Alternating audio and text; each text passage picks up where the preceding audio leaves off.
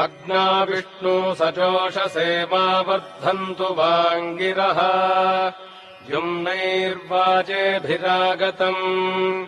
वाजश्च मे प्रसवश्च मे प्रगतिश्च मे प्रसिद्धिश्च मे धीतिश्च मे क्रतुश्च मे स्वरश्च मे श्लोकश्च मे श्रावश्च मे श्रुतिश्च मे ज्योतिश्च मे सुवश्च मे प्राणश्च मे पानश्च मे व्यानश्च मे सुश्च मे चित्तम् च म आधीतम् च मे वाक् च मे मनश्च मे चक्षुश्च मे श्रोत्रम् च मे दक्षश्च मे बलम् च म ओजश्च मे सहश्च म आयुश्च मे जरा च म आत्मा च मे तनूश्च मे शर्म च मे वर्म च मेऽङ्गानि च मे स्थानि च मे परोगुंषि च मे शरीराणि च मे